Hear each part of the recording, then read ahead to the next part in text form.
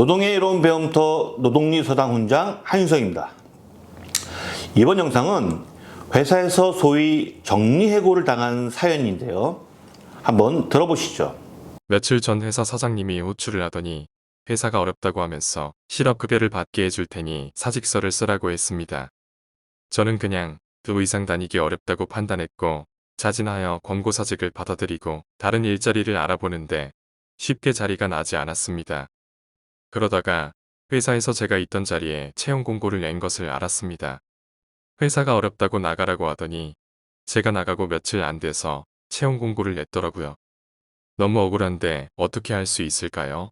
오늘은 회사가 어렵다고 소위 정리해고를 해놓고 다시 그 자리에 새로운 채용 공고를 냈다는 사연인데요. 참고로 정리해고는 일본식 표현이고 근로기준법에서 쓰이는 용어는 경영상 해고입니다. 이 영상에서는 일본식 표현을 바꾸자는 취지에서 법에서 쓰이는 경영상 해고라는 용어를 사용하겠습니다.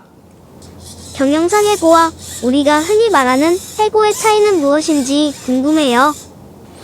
그럼 알아볼까? 근로기준법에서는 해고와 경영상 해고를 구분하고 있는데요. 이 두 가지의 가장 큰 차이는 일반적으로 말하는 해고는 귀책 사유가 노동자에게 있지만 경영상 해고는 귀책 사유가 노동자가 아닌 회사에 있다는 것입니다. 즉, 경영상 해고는 아무런 잘못이 없는 노동자에게 해고로서 경영상 책임을 지게 하는 것과 동일한 의미이기 때문에 경영상 해고가 국회에서 법제화될 때 사회적으로 큰 문제가 되기도 했습니다. 또 하나의 차이를 들자면 해고의 정당성을 어떻게 판단하느냐인데요. 노동자의 귀책 사유에 의한 해고는 사회통념상 근로계약을 지속할 수 없을 정도로 근로자에게 책임 있는 사유에 해당한다고 인정될 경우에 그 해고의 정당성이 인정됩니다.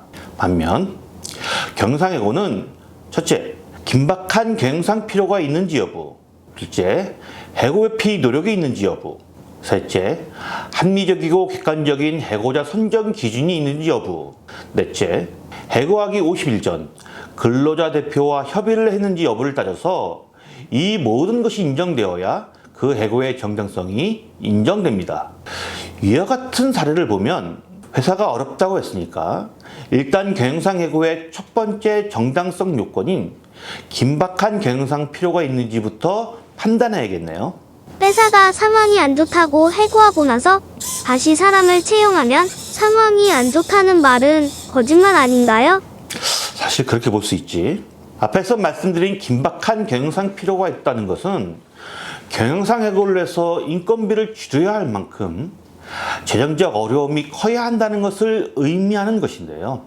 만약 긴박한 경영상 필요가 있다고 경영상 해고를 한 후에 다시 새로운 채용을 한다면 경영상 어려움이 있다고 보기는 어렵겠죠. 다시 말하면 경영상 해고의 정당성 요건을 갖추지 못한 부당해고라는 말입니다. 이처럼 부당해고인 경우 지방노동위원회에 부당해고 구제 신청을 할 수 있고 2020년 기준 월 급여가 250만 원 미만인 경우 국선 노무사 제도를 이용하실 수도 있습니다. 그럼 긴박한 경영상 필요가 있는 경우에는 경영상 해고를 할 수 있는 건가요? 그건 아니야.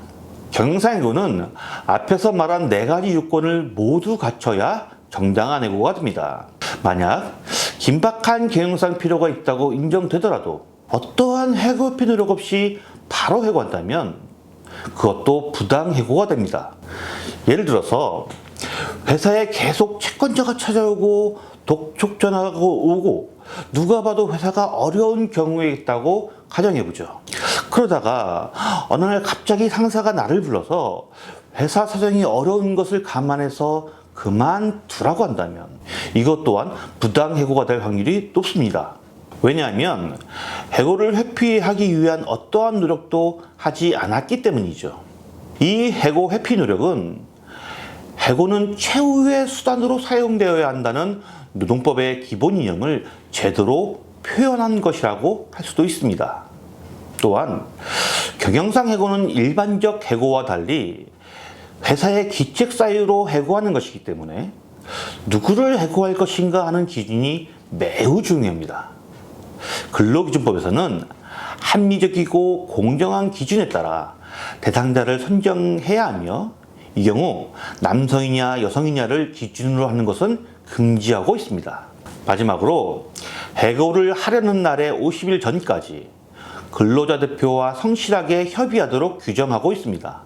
앞에서 계속 말씀드렸지만 경영상 해고의 요건을 갖추기 위해서는 해고 회피 노력을 해야 하고, 해고 대상자를 선정해야 하는 등 회사로서는 여러 가지를 진행해야 하는데, 이 과정에서 회사가 일방적으로 진행하지 말고 50일 동안 근로자 대표와 성실하게 협의하면서 진행하라는 의미라고 하겠습니다. 근로기준법에서는 앞에서 언급한 4가지 요건을 모두 갖추어야 정당한 요건이 된다고 분명히 규정하고 있습니다.